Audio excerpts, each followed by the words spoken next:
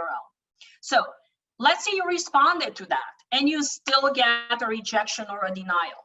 Depending on the type of application you filed, the visa type, the current situation, how is that different from the time of the application, and many other factors, your options may be different. Some of those options, you can appeal the decision if it's a denial, depending on the denial. If it's a green card application, you cannot appeal. However, your spouse can appeal the denial of their petition on your behalf. Filing a motion to reconsider or a motion to reopen, you specifically have to have some other information that was not available initially, asking there is a difference in standard for a motion to reconsider and a motion to reopen. Don't do those on your own. That's legal terms. If it's already passed you, then you definitely shouldn't be doing it on your own. You can refile the petition. However, you have to be careful. Some of those things that they denied you on may prohibit you from filing again. It depends on the type of your original application and the reason for denial. You can withdraw your application or you can file for a different visa or status.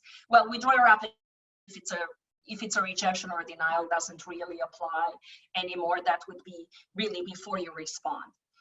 Whatever the decision is, could seriously damage and affect your future and should only be made with a decision, the decision should only be made with an immigration attorney. Sometimes it's better not to appeal. Sometimes it's better to just file again. For example, naturalization denials. Unless it's a blatant error on the government side, they are going to uphold that. It happens all the time where people get denied naturalization because the medical exemption form wasn't completed properly, or the officer didn't like the medical exemption form. The supervisor and the same officer who is going to look at the same thing are going to uphold whatever their employee said. It's reviewed in the same place by the same people.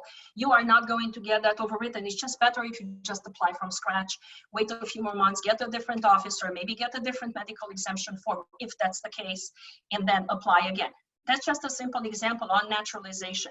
That doesn't mean it happens like that on every single case, and that's the only thing you can do. Remember,